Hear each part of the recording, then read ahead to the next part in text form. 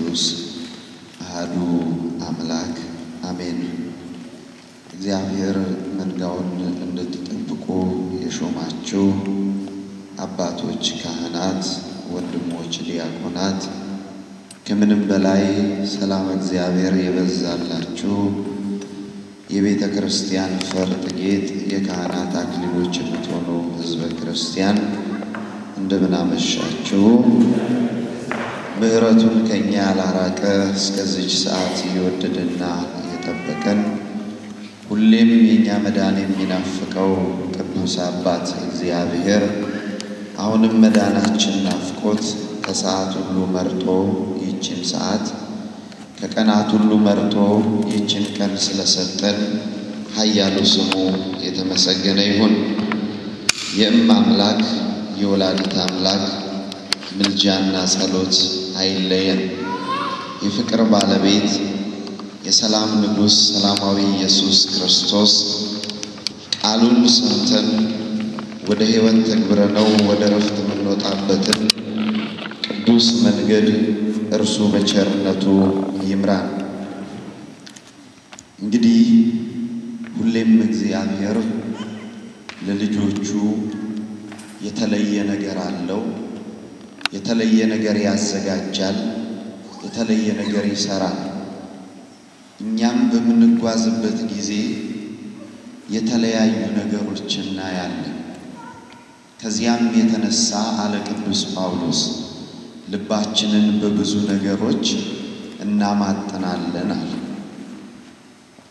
ክርስትናችሁ ሕይወታችሁ የሚለካው በእግዚአብሔር ቃል ነውና ሁልጊዜም ለሕይወታችን የእግዚአብሔርን ቃል ማስቀደም አለብን። የእግዚአብሔርን ቃል ስናስቀድም ሁልጊዜ እግዚአብሔር ቸርነቱን፣ እግዚአብሔር ምሕረቱን፣ እግዚአብሔር ይቅርታውን ይልካል። ለዛሬ እንደ እግዚአብሔር ፈቃድ የምንነጋገርበት የትምህርታችን ርዕስ የሚሆነው ቢቻላችሁስ ከሰው ሁሉ ጋር በሰላም ኑሩ የሚል ቃል ይሆናል። ይህንን ቃል ሐዋርያው ቅዱስ ጳውሎስ ለሮሜ ሰዎች በምዕራፍ 9 ቁጥር 18 ላይ አስቀምጦላቸዋል። ያው ቃሉ እንደዚህ ነው የሚለው። እንግዲህ መጽሐፍ ቅዱሴ ደቀቅ ያለች ናትና ወደ ብርሃን መውጣት አለብኝ። የሐዋርያው የቅዱስ ጳውሎስ መልእክት ወደ ሮሜ ሰዎች ምዕራፍ 12 ቁጥር 18 ለማንም ስለ ክፉ ፈንታ ክፉ አትመልሱ፣ በሰው ሁሉ ፊት መልካም የሆነውን አስቡ፣ ቢቻላችሁስ ከሰው ሁሉ ጋር በሰላም ኑሩ ይላል። ስለ ቃሉ እግዚአብሔር አምላካችን የተመሰገነ ይሁን። ይህንን ቃል ቅዱስ ጳውሎስ ለሮሜ ሕዝበ ክርስቲያን ተናግሮታል። የተናገረበትም መሰረታዊ ምክንያት የሮሜ ክርስቲያኖች ትልቅ ችግር ነበረባቸው። ይህንን ቃል ቅዱስ ጳውሎስ ተናግሮ ወደ ቆሮንቶስ መሄድ ስለነበረበት የቆሮንቶስ ጉዞ የተሳካ እንዲሆን የሮሜን ክርስቲያኖች በሃይማኖት ገመድ ማሰር ነበረበት። በሃይማኖት ገመድ መያዝ ነበረበት። የሁሉ ነገር መጨረሻው ምንድነው? የሚነግረኝ ሰው አለ? ኧረ ተው፣ እሱን ወዲያ ያርግ። የሁሉ ነገር መጨረሻ ሰላም ነው። የሁሉም ነገር መጨረሻ እነዚህን ሰዎች በሰላም ቀለበት ካላያያዛቸው በቀር ክርስትናቸው ሊጸና አይችልም። በሰላም ገመድ ካላሰራቸው በቀር ክርስትናቸው ሊጠነክር አይችልም። ስለዚህ በመጨረሻዋ ህቅታ የጉዞ ጫፍ ላይ ቢቻላችሁስ ከሰው ሁሉ ጋር በምን ኑሩ? በሰላም ኑሩ። ቢቻላችሁ ነው ያለው። አይቻልም ማለት ነው ከሰው ጋር በሰላም መኖር። እንደማይችሉ እርግጠኛ ስለነበረ ምክንያቱም አንዱ ሰላም ፈላጊ ቢሆን አንዱ ደግሞ ሰላም የማይፈልግ ሊሆን ይችላል። አሁን እነሱ እንዳይጨነቁ የነሱ ግዴታቸውን እንዲወጡ ቢቻላችሁ ከሰው ሁሉ ጋር በሰላም ኑሩ። አሁን ሰው ተብሎ የሚቆጠረው የትኛው ነው? በአካባቢው ያለው። አሁን እዚህ ጋር እናንተ አላችሁ፣ ጧትና ማታ ትተያያላችሁ፣ በሰንበት ትገናኛላችሁ፣ በመንገድ ትገናኛላችሁ። እኛ ደግሞ ዛሬ መንገዳችንን እንሄዳለን፣ እናንተ ናችሁ የምትቀሩት እዚህ። አሁን ይሄ መልእክት ለእናንተ ሲሆን የኦክላንድ ሕዝበ ክርስቲያን ቢቻላችሁ ከሰው ሁሉ ጋር በምን ኑሩ? በሰላም። በሰላም ባንኖርስ ምንድነው ችግሩ ስንል አሁንም ቅዱስ ጳውሎስ ለሐዋርያት ጋር አገልግሎት በነበረበት ሰዓት ያስተላለፈው ኃይለ ቃል እንደዚህ ይለናል። የሐዋርያት ሥራ ምዕራፍ 24 ቁጥር 16 ላይ እንደዚህ ተቀምጧል። ስለዚህ እኔ ደግሞ በእግዚአብሔርና በሰው ፊት ሁል ጊዜ ነውር የሌለበት ሕሊና እንዲኖረኝ እተጋለሁ። ስንት ጊዜ? ሁል ጊዜ ነውር የሌለበት ሕሊና፣ ንጹህ የሆነ ሕሊና እንዲኖረኝ እተጋለሁ። በሰላም ለመኖር ከምን መሸሽ ነው? ከነውር መሸሽ። እዚህ ጭንቅላታችሁን ውስጥ ምን እንዳይገባ? ነውር እንዳይገባ። ነውር ከገባ ሹሩባ ብንሰራ፣ ፀጉራችንን ብንስተካከል፣ ሙሉ ልብስ ብንለብስ፣ ወርቅ ቢኖረን፣ ምርጥ መኪና ቢኖረን፣ ደሞዛችን ኃይለኛ ቢሆን፣ ነውር ጭንቅላታችን ውስጥ ካለ ቀና ብለን መራመድ አንችልም። እስኪ ስለ ነውር ትንሽ ነገር በጭንቅላታችን እንሳል።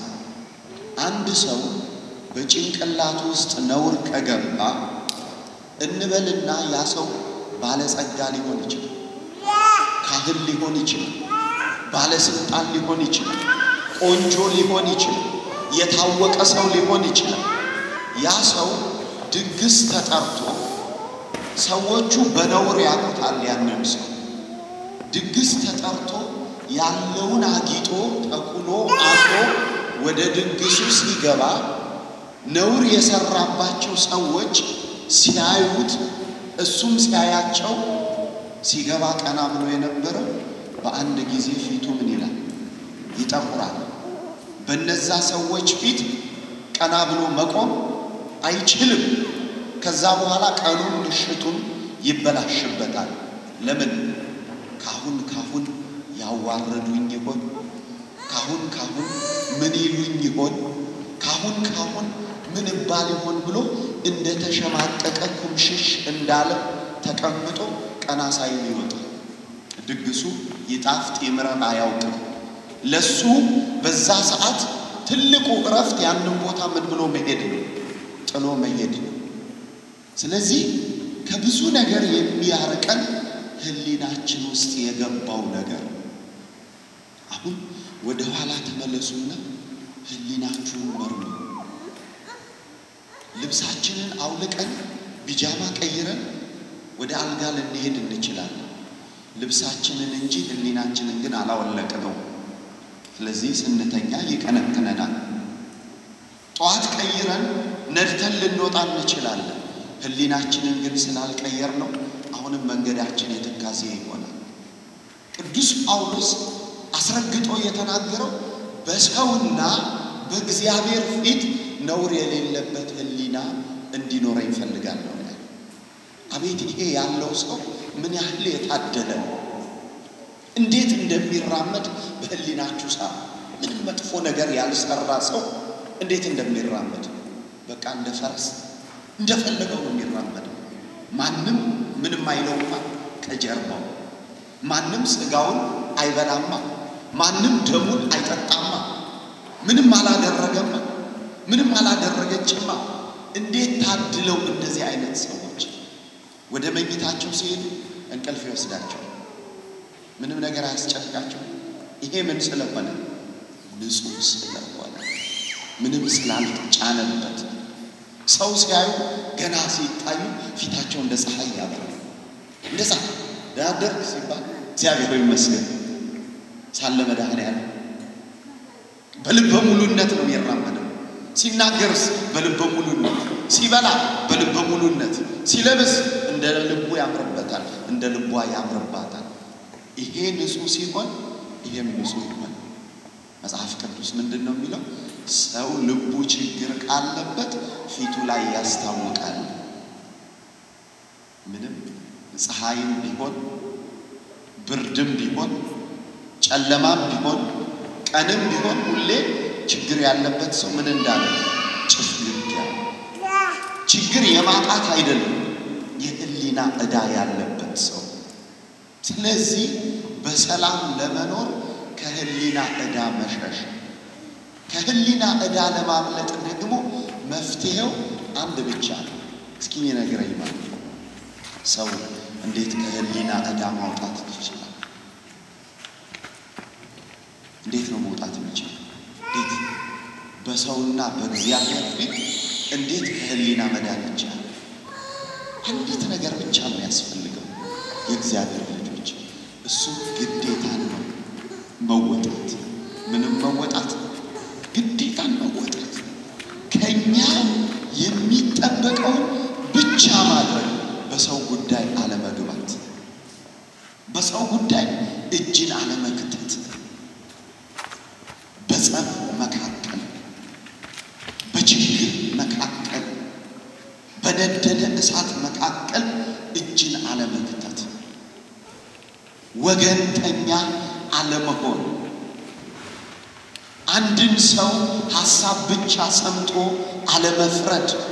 ይሄ ከህሊና ዕዳ ያድናል። ስጡ ሲባል መስጠት፣ ኑ ሲባል መምጣት፣ ስሩ ሲባል መስራት፣ አድርጉ ሲባል ማድረግ ከህሊና ዕዳ ያድናል። ብዙዎቻችን ግን የተጎዳ ነው በምን እየገባን? በሰው ጉዳይ። እስኪ ኑሯችንን እንመርምረው። ከሰው ሁሉ ጋር በሰላም ነው የምንኖረው? ሰው ሁሉ ሰላም ነው? በሰላም ነው እየኖራችሁ ያላችሁት? ካልሆነ ከዚች ሰዓት ጀምሮ ቀይሯት። ቢቻላችሁ ከሰው ሁሉ ጋር በምን ነው? በሰላም ከሰው ሁሉ ጋር። ግን ቢቻላችሁ የሚለውን ቃል አስረግጠን እንየው። እሱን ነው መያዝ ያለብን። አሁን በሰላም ለመኖር መጀመሪያ መቻል አለብን። ምን? የሰው ጸባይ፣ የሰውን ጸባይ መቻል አለብን። በሰላም ለመኖር በመጀመሪያ የምንሰራውን ማወቅ አለብን። በሰላም ለመኖር መጀመሪያ ራሳችን ሰላማዊ መሆን አለብን። እናንተ ሰላም ከሆናችሁ እኮ ሁሉም ነገር ሰላም ነው። አንድ ሰው ቤቱ ሰላም ከሆነ ጎረቤቱ ምን ይሆናል? ሰላም። ጎረቤቶች በጠቅላላ ሰላም ከሆኑ ኮሚኒቲው ምን ይሆናል? ሰላም። ኮሚኒቲው ሰላም ከሆነ አገሩ ምን ይሆናል? ሰላም። አሁን እናንተን እግዚአብሔር የሚፈልገው አንድ ነገር ብቻ ነው። በሚቻለው መጠን ከሰው ሁሉ ጋር በምን ለመኖር? በሰላም። በሚቻለው መጠን መጽሐፍ ቅዱሳችን እንደዚህ ይለናል። በምሳሌ 5:21 ላይ ችኩል ሰው ለመጉደል ይቸኩላል። ችኩል ሰው ለምን ይቸኩላል? ለመጉደል፣ ለመሙላት አይደለም፣ ትልቅ ለመሆን አይደለም፣ ለመከበር አይደለም፣ ለማግኘት አይደለም። የሚቸኩለው ያ ችኩል ሰው ምን ለመሆን ነው? ለመጉደል። ብዙ ጊዜ በህይወት ውስጥ ጉድለት የሚመጣው ምን ስንል ነው? ስንቸኩል ነው። አባቶቻችንም ሲናገሩ የቸኮለች አፍሳ ለቀመች ነው ያሉት። ታዲያ እንዴት አድርገን እንቻል? እንዴት አድርገን በሰላም እንኑር? እንዴት አድርገን ኑሯችንን ሰላማዊ አድርገን መንጋቱ ናፍቆን ሲነጋ ደግሞ መዋሉ ናፍቆን ስንውል ደግሞ ማደሩ ናፍቆን አሁን የተቸገርነው ሰላም ስለሌለ ፍቅር ስለሌለ ኑሮው ምን ሆነ? መራራ ሆነ። ፍቅር ከቤተ መንግስት ተሰደደ። ፍቅር ከቤተ ክህነት ተሰደደ። ፍቅር ከህዝቡ መሃል ተሰደደ። የትም ቦታ ምን የለም? ሰላም የለም። አሁን ግን እኛ ከተነሳ ከወቀሳ ለመዳን ልቦናችንን ካዘጋጀ ነው እያንዳንዱ ሰው ድርሻውን ከተወጣ እንችላለን። በምን መኖር? በሰላም መኖር። ይሄንን ነው መፈለግ ያለብን። በሰላም ለመኖር ከጸብ ምንም አይገኝም። ከነገር ምንም አይገኝም። ከመኮራረፍ ምንም አይገኝም። ጥሎ ከመሄድ ምንም አይገኝም። ነገሮች ሁሉ ያሉት ሰላም ውስጥ። ተመልከቱ ዓለም ምን ያህል እንደተጨነቀች ሰላም ለመፍጠር። ሰላም ለመፍጠር ያልተቋቋመ ኮሚቴ የለም። የተባበሩት መንግስታት ለምንድን ነው የተመሰረተው? ለሰላም። የተባበሩት መንግስታት ጽሕፈት ቤት የመጀመሪያ ጥቅስ ትንቢተ ኢሳይያስ ግን ተባብረው ሰላም ፈጥረው ሰላምን ማምጣት ችለው አልቻሉም። የተባበሩት መንግስታት ሰላም ማምጣት ስላልቻለ የአውሮፓ ህብረት ተቋቋመ። አውሮፓዎችም ተባብረው ሰላም አላመጡ። አውሮፓም አልሆነም የአፍሪካ አንድነት መጣ። እሱም ሰላም አላመጣ። ስብሰባቸው ላይ የሰላሙ ባለቤት ስለሌለ አሁን እኛ ግን የያዝነው የሰላሙን ማንን ባለቤት? የሰላሙ ባለቤት ማን ነው? ሰላማዊው ኢየሱስ ክርስቶስ ብቻ። በዚያ በተወጋ እጁ ሰላም ለእናንተ ይሁን ሊለን የሚችለው እሱ ብቻ ነው።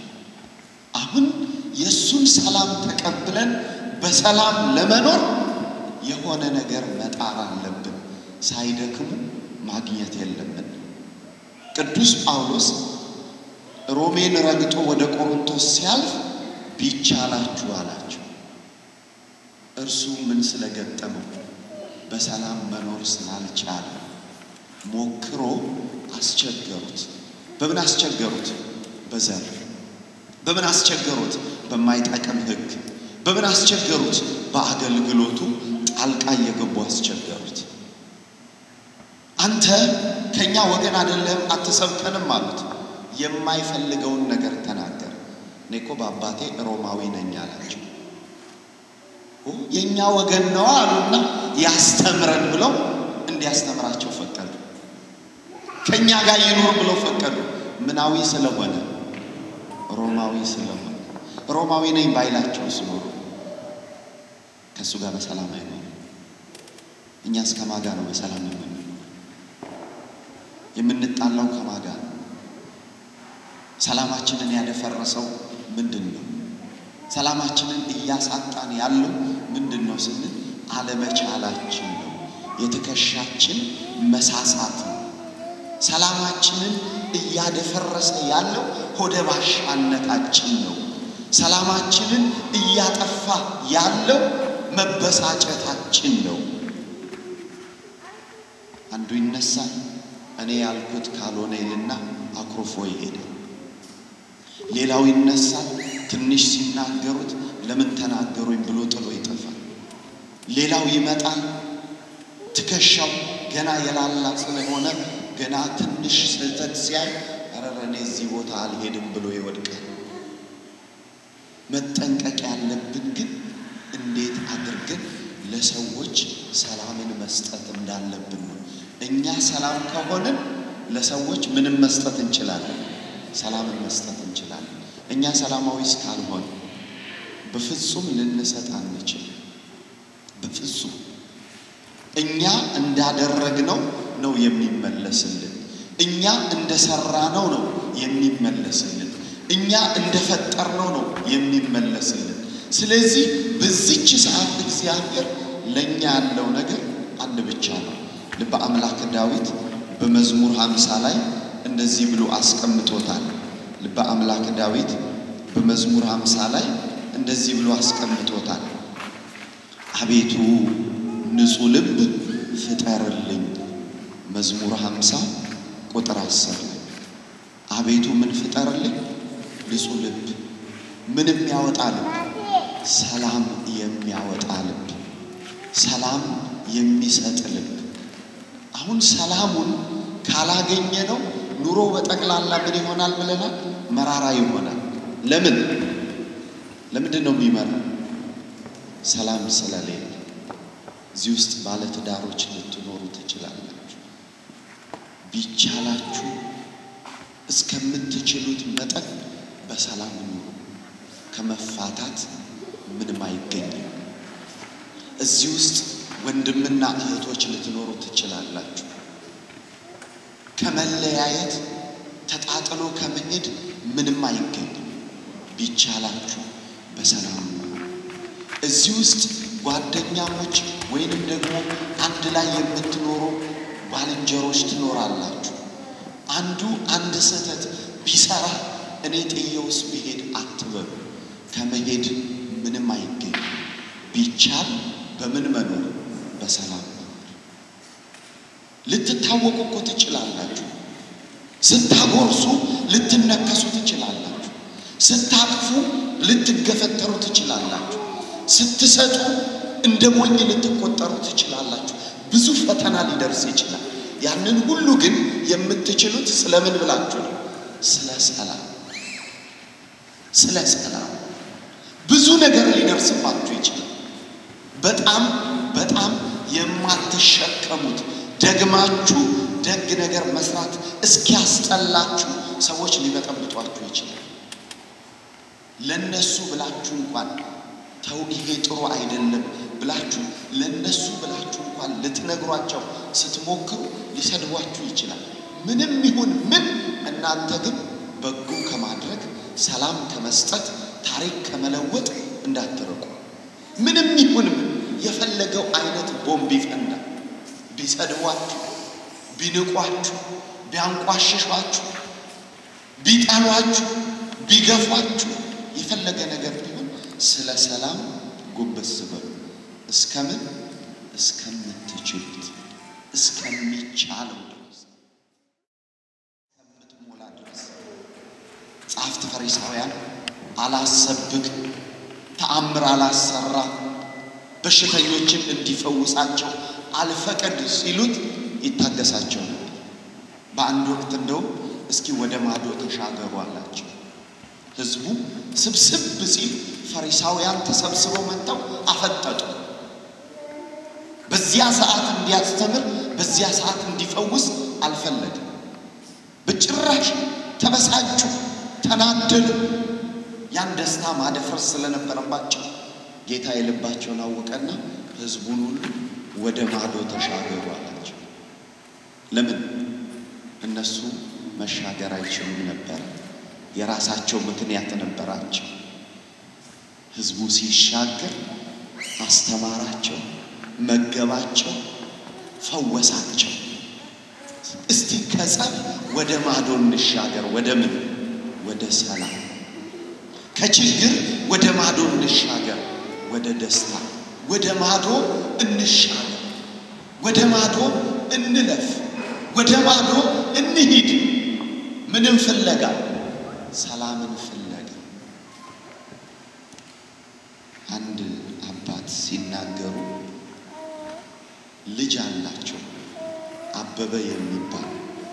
እንደገና የልጃቸው ባል ደግሞ አበበ። የልጃቸው ባል እጅግ በጣም ጥሩ፣ ልጃቸው ደግሞ በጣም ያበሳጫቸው። አበበን እንዳልወድ አበበ አለ፣ አበበን እንዳልጠላ አበበ አለ። ምን ማለት ነው? ሁለቱም ምኖች ናቸው? አበቦች ናቸው። ያኛውን እንዳይወዱት ይሄኛው ኑሮውን ያበላሻል ትንሹ። ያንን እንዳይጠሉት ይሄኛው ደግሞ ኑሮውን ያስተካክላል። እንዲህ የሚያስጨንቅ ነገር ውስጥ ሁላ ልትገቡ ትችላላችሁ። ምንን ስትፈልጉ? ሰላምን ስንፈልግ። ውድናታ ሰላም፣ ብርቅናታ ሰላም፣ የሁሉ ነገር ቁልፍ ነው ሰላም። መጽሐፍ ቅዱስ ሰላም በሌለበት የሰባ ፍሪዳ ከመብላት ሰላም ባለበት ጎመን ይሻላል። ተመልከቱ ከምን ጋር እንደምትነጻጸር ሰላም። ስለዚህ እኛ ማድረግ ያለብን ሰላማችንን የሚያደፈርሰውን ነገር እየነቀልን ምን ማለት መጣል፣ እያስወገድን መተው፣ እየጣልነው መሄድ፣ እግዚአብሔር አንሱ የሚለንን ብቻ ማንሳት። ሁላችሁም አጋርን ታውቋታላችሁ። አጋር በሰላም ነበር የምትኖረው። ማቤት አብርሃም ቤት ውስጥ ከተባረከ ሰው ስር በደስታ ነበር የምትኖረው። የሳራ ማህፀን ሲደርቅ ሳራ ደግሞ አብርሃም ሳይወልድ እንዳይሞት አለችና ከሷ ውለድ ብላ አስጨንቀው ከአጋር ጋር ተኛ። አጋር ጸነሰች፣ እስማኤልን ወለደችው። ገና መጽነሷን ስታውቅ አጋር ጠገበች። ሳራን ምን አለቻት ይላል መጽሐፍ? ናቀቻት፣ በአይኗ ፊት አቃለለቻት። ሳራ ደግሞ ያንን ንቀት ከማይ ብሞት ይሻለኛል ወይ እሷን ሸኛት ወይ እኔ ልሂድ አለች። የዛን ጊዜ አብርሃም የሚገባውን ስንቅ ሰጥቶ ለአጋር ሸኛት። መንገዷን ስትሄድ የአብርሃምን ቤት አስታወሰችው። የአብርሃም ቤት ምን ነበር? የአብርሃም ቤት ምን ነበር? የሰላም ቤት ነበር። በረሃው ግን ሰላም አልሰጣትም። ከሰላሙ አልፎ መከራ አደረሰባት። ልጇ ውሃ አምጪ አላት። እቃውን ስትገለብጠው ውሃው አልቋል። ምን አደረገች? አይኔ እያየ ስትሞት አላየህም እንደሆንኩ ነው ብላ እሱን ጥላ ድምፁን ላለመስማት እየሮጠች ሄደች። አጋር አላት እግዚአብሔር የጣልሽውን አንሺው አላት። ምን ያልሽው? የጣልሽው። አላነሳም ውሃ የለም ማለት በፍጹም አላነሳም፣ ይሙት ሂጂና አንሺ አላት። ድምፁ ሲያስጨንቃት ሄደችና ብድግ ስታደርገው ካስደገፈችበት ድንጋይ ስር ውሃ ወጣላት። የእግዚአብሔር ስም የተመሰገነ። የጣለችውን ስታነሳው። አሁን እኛ ኢትዮጵያውያን ሰላማችንን ጥለን ሰላም የለም። ሰላማችንን ምን አደፈረሰው ስንል የመጀመሪያው ምንድነው ይነግረኝ ሰው?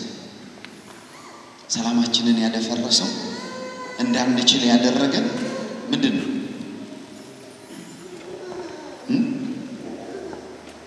ይናገር ሰው ሳምራዊነት ይላል ባሉ የዮሐንስ ወንጌል ምዕራፍ 4 ቁጥር 13 ኢየሱስም መልሶ ከዚህ ውሃ የሚጠጣ ሁሉ እንደገና ይጠማል፣ እኔ ከምሰጠው ውሃ የሚጠጣ ግን ለዘላለም አይጠማም ማለት ነው።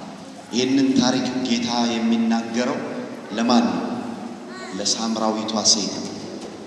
ይቺ ሴት ልብ በሉ በጣም ጽኑ ናት። እንደው እናንተ በምን እንደምትተረጉሟት አላውቅም። እቺ ሴት ግን 5 ጊዜ ለቅሶ ተቀምጣለች፣ 5 ጊዜ ደግሞ ሰርግ ገብታለች፣ ተሞሽራለች። 5 ነው የተሞሸረችው፣ 5ም ወደ መቃብር ሄዳለች። ባል ታገባለች፣ ይሞትባታል፣ ትቀብራለች። ባል ታገባለች፣ ይሞታል፣ ትቀብራለች። ከለቅሶ ስትመለስ ሐዘኗን ስትረሳ እንደገና የሚያምራት ምንድነው? ባል። አሁንም ይሞታል፣ ምን ያምራታል? ባል። 5 ጊዜ ስትቀብር አሃ አለች። 6ኛው ላይ ድግስም የለም፣ ሰርግም የለም፣ ምንም የለም። የድብቅ አለችና 6ኛው ሰው ሳያውቅ በጨለማ ብቻ ልታገኘው ወስና አስቀመጠች። አሁን ጌታ ሰላሟ እንደደፈረሰ ሕይወቷ እንደተመሰቃቀለ አውቆ መሄድ እንዳለበት ወሰነ። ወደ ሰማርያ ሲሄድ እሷ ውሃ የሚቀዳው ወይ ጧት ወይ ማታ ነው። በእኛ ሀገር ወይ ከጧት 2 ሰዓት አካባቢ ወይም በማለዳ ማታ ደግሞ ወደ 11 ሰዓት። እሷ ግን ሐሞት በሚበትን በጠራራ ፀሐይ ውሃ ልትቀዳ ትመጣ ነበር። ለምን ሲባል ሰላሟ ጠፍቶ ወንዝ ጧት ሄዳ ልትቀዳ ስትል እነዛ ልትቀዳ ያሉ ሰዎች አብረዋት ያሉ ጎረቤቶቿ ቆይ ቀድመሽ አትቅጂ፣ ያንቺ ጣሳ ቀድሞ ከገባ የኛም ባሎች ይገልብናል ውሃው አትቀጂም ይሏት። ኋላ ልትቀዳ ስትል ደግሞ ገጥመውት ይሄዳሉ ድንጋይ። ስለዚህ ሰው በሌለበት ሰዓት በጠራራ ፀሐይ እየመጣች መቅዳት ጀመረች። ከው ባለ ጠራራ ፀሐይ ጌታ የውሃው ጉድጓድ ጋር ቁጭ ብሎ ጠበቃት። እሷ ምን ሸሸች? ሰው ሰላም የሌለው ሰው መጀመሪያ በምንድን ነው የሚታወቀው? ጥላውን አያምንም፣ ሰው ይሸሻል። ገና ሰው ሲመጣ መንገድ ይቀይራል። ምን የሌለው ሰው? ሰላም የሌለው ሰው። ሰው መሸሽ ከጀመረ ምኑ ጠፍቶበታል ማለት ነው? ሰላሙ ጠፍቷል ማለት ነው። ሰው ሰውን ከጠላ ሰላሙ ታውቋል ማለት ነው። ገና ስታይ ተስፋ ቆረጠች። ልትመለስም አሰበች፣ ግን ውሃውን ትፈልገዋለች። ገና እንደደረሰች ላለማናገር አቀርቅራ ቀዳችና ልትሄድ ስትል ውሃ ጠጪኝ አላት። የጠላሁት ውሃ አው ዞር ብላ ስታየው አለባበሱ እንደነሱ አለ። አንተ አይሁዳዊ ነህ፣ እኔ ሳምራዊ ነኝ፣ እንዴት ውሃ ትጠይቀኛለህ አለችው። የእንጨት አጥር የእንጨት በር አምጥታ ልቧ ላይ ገጠመች። ልብ በሉ በሩ የምንድን ነው? የእንጨት። አይሁዳዊና ሳምራዊ ውሃ አይደለም ምንም ነገር አይተባበሩ፣ ምንም ነገር አልሰጠም አለችው። ስሚ አላት፣ ማን እንደሆንኩ ብታቂ አንቺ በጠየቅሽኝ አላት። በማንነት ከመጣህማ አለችው እኔ በልጣለሁ፣ እኔ የማቀው ሚስጥር አለ አለችው። ምንድነው አለ? ይሄን ጉድጓድ የሰጠን አባታችን ያዕቆብ ነው፣ ከሱ ትበልጣለህ አለችው። የያዕቆብ ጌታ እዛ እንደተቀመጠ አላወቀች። ከሱ ትበልጣለህ አለችው። እሱ ልጆቹ፣ አሽከሮቹ፣ ከብቶቹ ከዚህ ተጠጥተዋል፣ አንተ ከሱ ትበልጣለህ አለችው። መለሰላት ምን ብሎ? ቅድም ያነበብኩትን ቃል ይሄን ውሃ ያዕቆብ የቆፈረውን ጉድጓድ ውሃ የሚጠጣ እሱ ድጋሚ ወደ ወንዝ ይመጣል። እኔ የያዝኩትን ውሃ ግን የሚፈልግ ድጋሚ ወደ ወንዝ አይመጣም ማለት። ጥሩ ማለት ጥሩ ብለህ ግን እሷን የምትፈልገው ከሰው መሸሽ ነውና ከእንጨት የተሻለ የቆርቆሮ በር ፈለገችና ልቧን ዘጋችው። እጅ ላይ እኮ መጥለቂያ የለም፣ ጉድጓዱ ምንድነው አለች። ሩቅ ነው፣ በምን ትቀዳለህ አለች። ውሃውን ብጠይቅ ከየት አምጥተህ ትሰጠኛለህ? ሩቅ ነው ብላ በሩን ዘጋችው። አሁን የቆርቆሮ በር ሲያንኳኩት በደንብ ይጮሃልና በደንብ አርጓ ጮኸላት። ይሄ ውሃ አላት አሁን እንደሄድ ያልቃል፣ የኔ ግን ከውስጥ ይፈልቃል አያልቅም ማለት። ወደ ወንዝ ድጋሚ አትመለሽም ሲላት አለች፣ ተነፈሰች። እሷ የጠላችው የት መምጣት? ወንዝ መምጣት። ለምን?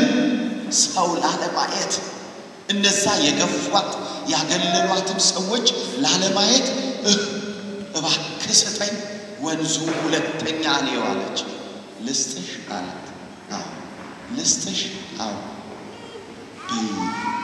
ይህን ስጦታ ለብቻሽ አልሰጥሽምና ባልሽን ጠርተሽ ነው ያላት። ግጥም አድርጋ ከቆርቆሮ የተሻለ ዕቃ አምጥታ በሯን ዘጋችው። ባል የለኝም አለችው። እውነት ተናገርሽ አላት።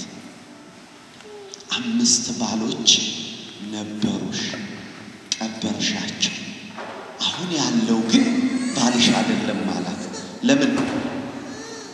ለምን እቤት ስላልገባ ሰው ስለማያቀው እናንተ ለካ እቤት ያልገባ ባል አይባል እቤት ያልገባች ሚስት አትባል ታዲያ አሜሪካ ላይ እንዴት ነው ያልተደገሰው ያልታወጀችው ምንድነው ጠንቀቅ በሉና ቶሎ አውጁ በጨለማ አለፍ ምንል ሰዎች በአደባባይ ነው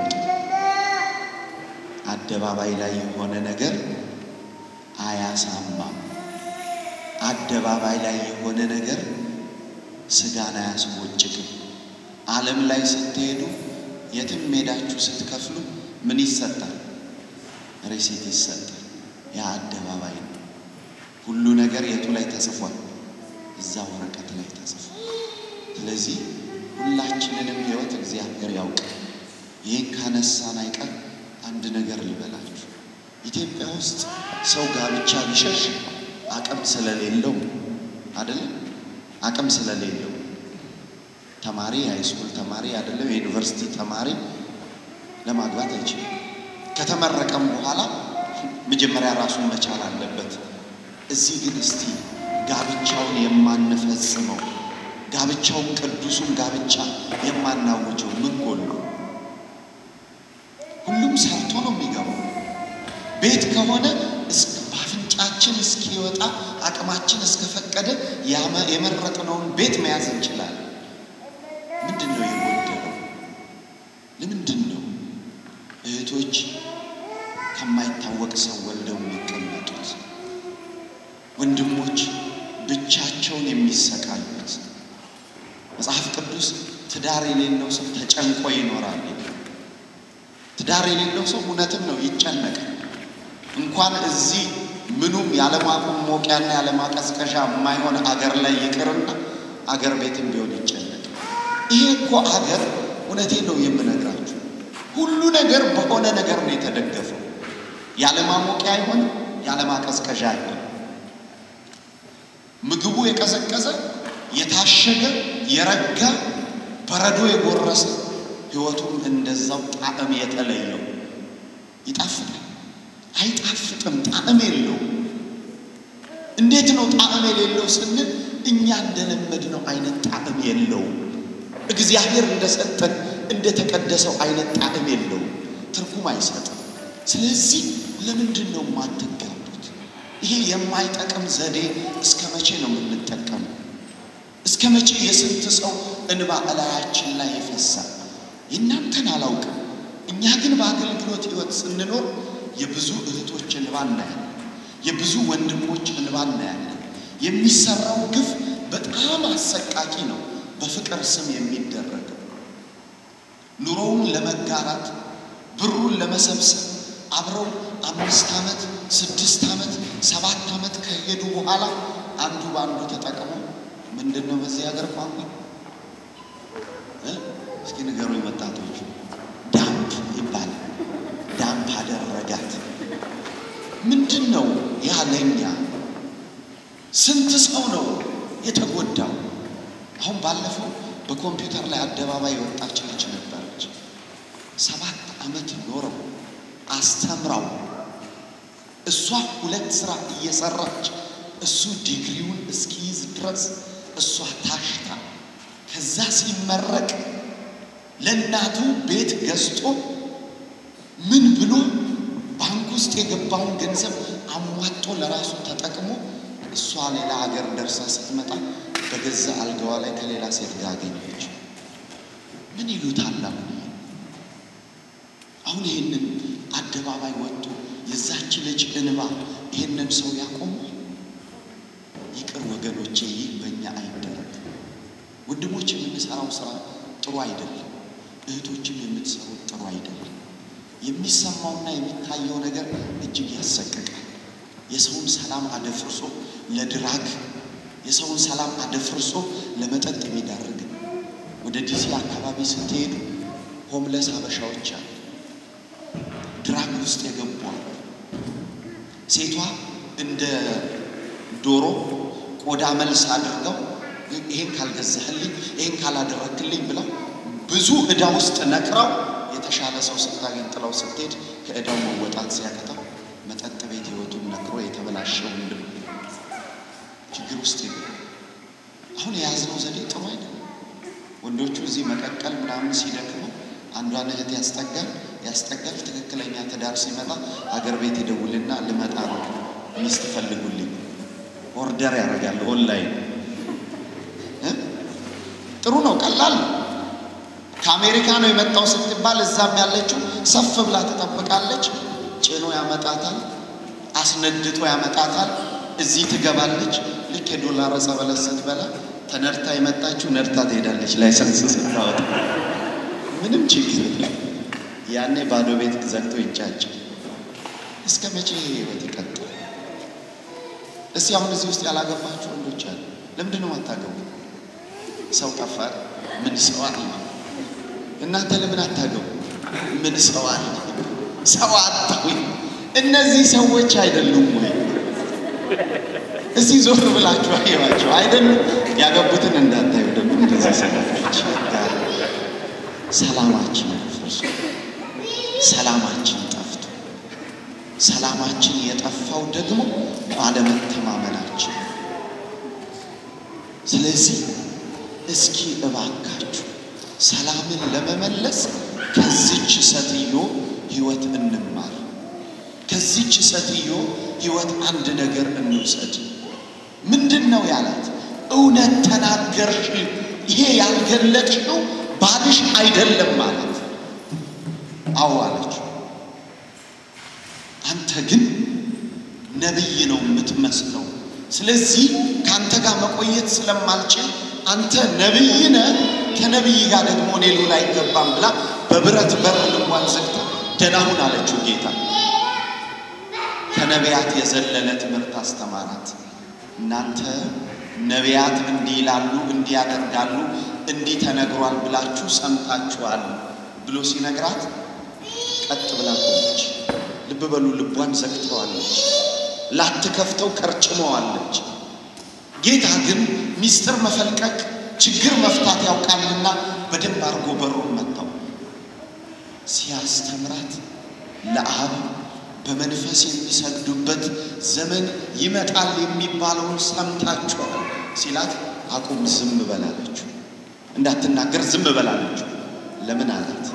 ይሄን ሊነግረን የሚችለው ኢየሱስ ክርስቶስ የሚባለው መሲህ ሲመጣ ነው። አንተ ይሄንን መናገር አትችልም፣ ዝም በላለችው። እኔ ነኝ አላት። ወዴት ትሄድ? ማን ነበረ? ራሱ ነበረ። እኔ ነኝ ሲላት የጫነችውን እንስራ እግሩ ስር ቁጭ አደረገችና ያለምንም ቋንቋ ወደ ከተማ ሄዳ አንድ ሰው ጥሪ የተባለችው የከተማውን ሰው በሙሉ ጠርታ መጣች።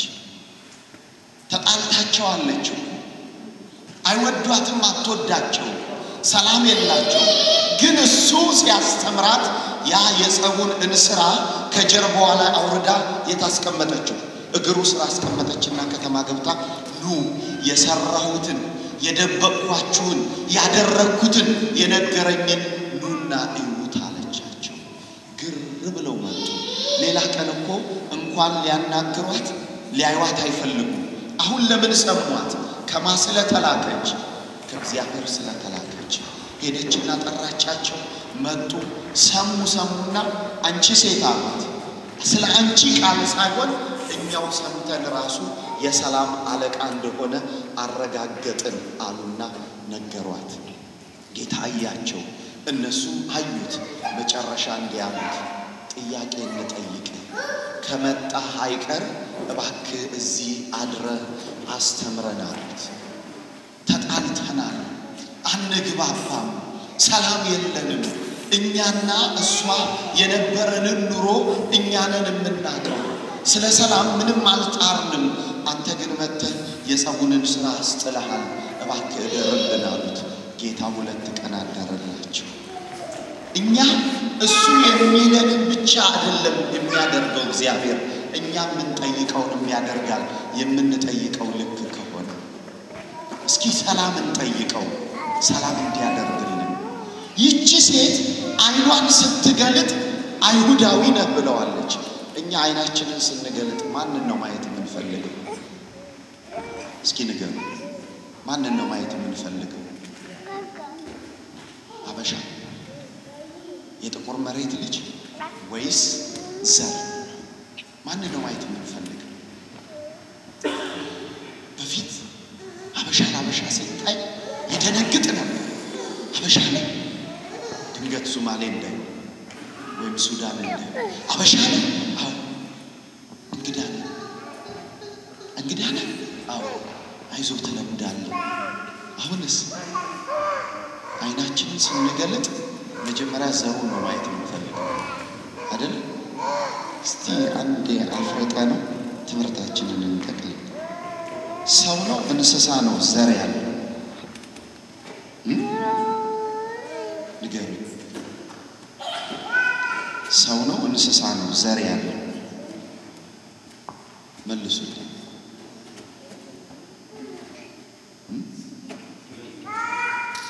ሁለቱም አቤት ሁለቱም የላቸው እንስሶች አላቸው የከብት ዘር ሌላ ነው የጅብ ዘር ሌላ ነው የአህያ ዘር ሌላ ነው አይደለም አህያ ከብት አይወልድም ከኛ እኮ በጣም ይሻላል በጣም ጨዋዎች ናቸው አንድ በሬ ቢያድሩ አህያ ላምን ለዝሙት አይፈልጋትም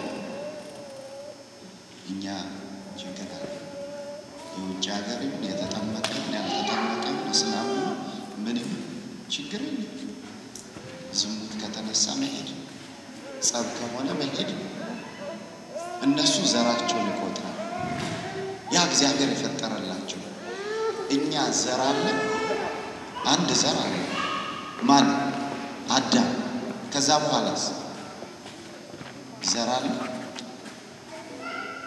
ታዲያ ለምን እሱ ትግሬ እሱ አማራ ነው እሱ ጉራጌ ነው እሱ ጎንደር ነው ይሄ ጎንደሮች ነው ይሄ አማሮች ነው ይሄ ኦሮሞ ነው ይሄ ትግሬ ነው የምንባባለው እሱ ነው ሰላማችንን ያደፈረሰው እሱ ነው ሰላማችንን ያጠፋው እስኪ ልጠይቃችሁ አማራ የሚባል ሰው አለ የለም እርግጠኛ እንዳይሰማችሁ ትግሬ የሚባል ሰው አለ ንገሩኝስ ልቦናችሁን መልሱ ተውት አለ ወይ አለ እስኪ እህቶች አለ ኦሮሞ የሚባል ሰው አለ ጉራጌ የሚባል ሰው አለ አማራ የሚባል ሰው አለ ትግሬ የሚባል ሰው አለ እናንተስ አለ የለም ምንድነው መረጃችሁ እሺ መጽሐፍ ቅዱስ ምን ይላል እዚህ ለማጣላት አይደለም የቆምኩት ሰላም እንዲኖራችሁ እኔ በቅንነት ቆሜያለሁ እናንተ በቅንነት ስሙ በምድር ላይ ቋንቋ እንጂ ዘር የለም ልብ በሉ የነበረው የአዳም ዘር ከዚያ በኋላ የአዳም ዘሮች ክፋት እየበዛ ሲመጣ የባቢሎንን ግንብ ገነቡና እግዚአብሔርን ለመውጋት ተመኙ ሲመኙ እግዚአብሔር ደግሞ የልቦናቸውን አውቆ ቋንቋቸውን ደበላለቀ ድንጋይ ሲል ጭቃ ያቀብለው ሚስማር ሲል እንጨት ያቀብለው ከዚያ በኋላ ቋንቋቸውን ይዘው ተበታተኑ አንድ አይነት ቋንቋ ድንጋይ ያሉት ወደ ድንጋይ ጭቃና ሚስማር ያሉት ወደ የን ቋንቋቸው ሄዱ ከዛ በኋላ አንድ አካባቢ ላይ አንድ ሰው ሲወለድ የእናቱ የምታውቀው ወይም አባቱ የሚያውቀው ቋንቋ ይለምዳል በዛው ያድጋል ከዚያ በኋላ ያን ቋንቋ ይዞ ነው የሚሄድ አሁን እኛ የተቸገርነው ቋንቋና ዘር ምን እንደሆነ ለይተን አላወቅንም እሱ ምንድነው ሲባል አማራ ኦሮሞ ትግሬ ነው ይባላል ግን መጽሐፍ ቅዱስ እንደዚህ ነው የሚለው በኦሪት ዘፍጥረት ምዕራፍ 1 ቁጥር 26 ላይ እግዚአብሔርም አለ ሰውን እንደ መልካችንና እንደ ምሳሌያችን እንፍጠራል ምን እንፍጠር ሰውን እንፍጠራል እንጂ አማራን እንፍጠር ትግሬን እንፍጠር ኦሮሞን እንፍጠር ጉራጌን እንፍጠር አለ የተፈጠረው ምንድነው ሰው አንድ ታላቅ አባት ቤተክርስቲያናችን አታለች። ብፁዕ ትልቁ ጎርጎርዮስ ብፁዓውነ ጎርጎርዮስ የዝዋዩ በመኪና አደጋ የሞቱት ግሪክኛ ይናገራሉ፣ እንግሊዘኛ ይናገራሉ፣ የተለያዩ ቋንቋዎች ይችላሉ። እሳቸው ምንድን ናቸው? ንገሩ። ምንድን ናቸው? ሰው። እሺ እኛ አሁን ኢትዮጵያ ዜግነታችን ኢትዮጵያዊ ዘር ካለ እዚህ አገር ወልደናቸው ምንም አማርኛ የማይችሉት ልጆቻችን ዘራቸው ምንድን ነው? ንገሩኝ። ዘር የለም ወገኖች። ትግርኛ የምትናገሩ ሰዎች ትግሬ ነህ ሲሏችሁ አይ ትግሬ አይደለም ትግርኛ ተናጋሪ ሰው ነኝ። አንተ አማራ ነህ ሲሉ አይ አማራ አይደለም ሰው ነኝ ግን ቋንቋዬ ምንድነው? አማርኛ። አንተ ምንድነህ ሲባል ቋንቋዬ ኦሮምኛ፣ ቋንቋዬ ጉራጌኛ ነው። እኔ ግን ምንድነው? ሰው። በዘር የምንለይ ከሆነ የዘር መለያው ደም ነው። ደማችን ደግሞ የሁላችንም ቀይ ነው። የአማራው አረንጓዴ፣ የጉራጌው ቢጫ፣ የኦሮሞው ቡኒ አይደለም። እባካችሁ ክርስቲያን ዘር የለው፣ ክርስቲያን ተራራ አይገድበው፣ ክርስቲያን አገር የለው፣ ክርስቲያን ወንዝ የለው። ክርስቲያን ያለው ማህተቡ ብቻ ነው። ማህተብ ያሰረ ጠቅላላ ወገኑ ነው ለክርስቲያን። ማህተብ ያሰረ ጠቅላላ ወገኑ ነው ለክርስቲያን። ማህተብ ያሰረ ጠቅላላ ወንድሙ ነው እህቱ ነው። የአንድ የአባቱ የእግዚአብሔር የአንድ የእናቱ የቤተ ክርስቲያን ልጅ፣ የአንድ አባት የአንድ እናት ልጆች። ፖለቲካ ለክርስትና ጠላቷ ነው። ፖለቲካ ማለት ያልተጨበጠ እውነት ማለት ነው። ለኛ ደግሞ እውነት እንጂ ያልተጨበጠ ነገር ፈጽሞ ተስፋ እናደርግ። ፈጽሞ ፖለቲካ ምንድነው? ሚነገር ያልተጨበጠ ምን እውነት። ይሄንን ደግሞ በፖለቲከኞቹ ማረጋገጥ እንችላለን። አንችል? አሁን ኦባማ ሲመረጥ ምንድነው ያለው? yes we can እየቻለ እግዚአብሔር ነው የሚያውቀው። እንችላለን አለ። ካልቻለ አልቻለም። ምን ነው ሲሉት ፖለቲካ ነው ይላቸው አይደለም? ምንድነው? ፖለቲካ ነው። ይሞከራል፣ ካልሆነ አይሆንም። በክርስትና ግን ምን የለም? ሙከራ የለም። በቀደመው መንግስት ኢትዮጵያ ውስጥ ምን ነው ማን ሲባል እኔ ኢትዮጵያ ተቀደም የምትል ኢትዮጵያ እንድትቀደም የምፈልግ ኃላፊ ነኝ አለ። ደርግ ኢትዮጵያን አስቀድሟታል? አላስቀደመም። ሊያስቀድሙ የሚችሉ ወጣቶቿን እምሽክ አርጎ በልቶ ነው የሄደው። ፖለቲካ ነው። ሁሉም ማንም ሲሾም በጃንሆይም በኢህአዴግም ሁሉም ሲሾሙ ቃል ይገባል። ቃላቸውን ግን ሊፈጽሙትም ላይፈጽሙትም ይችላሉ። ክርስቲያን ግን ቃሉን ይፈጽማል። ክርስቲያን ግን ይዋደዳል። ክርስቲያን ግን በፖለቲካ ሰላሙን አያደፈርስም። ክርስቲያን ግን አይቶ እንደዚህ አይጣልም። ቢጠሉት እንኳን ጠላቱን ምን ይላል? ይወዳል። ሰላማችን ያደፈረሰው ምንድነው? ፖለቲካ ነው። እጃችንን ለፖለቲካ ግን ምን ማለት የለብንም፣ መስጠት የለብንም። ፖለቲካ ማለት ያልተጨበጠ እውነት ነው ብያችኋለሁ። አንድ ሀገር ቤት የሚነገር ታላቅ ጥሩ ምሳሌ አለ። ፖለቲካ በደንብ ስትነድ እንደ እሳት ሰዎች ቶሎ ብሎ ከአዲሱ ጋር መኖር ይፈልጋሉ አይደል? እና በደርግ ወቅት በለጠ ስሰማው ይሄን ምሳሌ ሁሉ ጊዜ ይገርም። ትልቅ ሰው በለጠ የሚባል ሰው ልክ አብዮቱ ሲቀጣጠል ልጅ ወለዱ ይባላል። እንግዲህ ምሳሌ ነው። ቢጠቅማችሁ ያዙት፣ ባይጠቅማችሁ ተውት። እና ልክ ሲወልዱ የልጁን ስም አብዮት አሉት። አብዮት ምን አለ? በለጠ። አሁንም ድጋሚ ሲወልዱ ደርጉ አሉት። ደርግ ምን አለ? በለጠ። ዘመናት ገፋና ደርግ ወረደ። ኢህአዴግ መጣ። ጎረቤት ምን ቢላቸው ጥሩ በል የልጆችን ስም እንደለወጥከው አሁንም ለውጠው አሉት። ለምን? ከኢህአዴግ ጋር ደግሞ ለምን? አይ እንዴት አድርጌ ለውጠው ግራ ይገባ ነው ሲል የልጆቹን ሳይሆን ያንተን ለውጠው አሉት። እንዴት? በለጠን ቀለጠ አድርገዋል። አብዮት ምን አለ? ቀለጠ። ፖለቲካ ሁሉ ቀለጣት ነው ያለበት። ፖለቲካ ሁሌ ውድቀት ነው ያለው። እኛ መደገፍ ያለብን ሁሉ ጊዜ የማይወርደውን የማይሻረውን ዘላለማዊ ንጉስ ማንን ነው? እግዚአብሔርን ብቻ።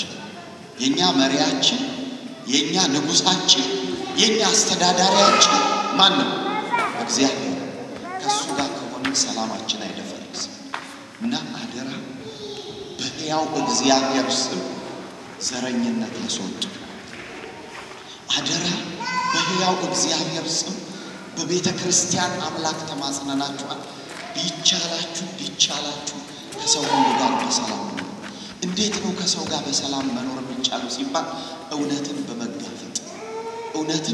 በመጋፈጥ ቤተ ክርስቲያን ትመጣላችሁ። ባህላዊ አለባበስ ሁሉም እንደየሀገሩ ባህል ሊለብስ ይችላል። እንደየሀገራችን ባህል ሽሩባውን ቋንቋችንን ሁሉንም ልንጠቀም እንችላለን። ግን እንዳናከር ቤተ ክርስቲያን ስንመጣ ግሩፕ አንፈልግ።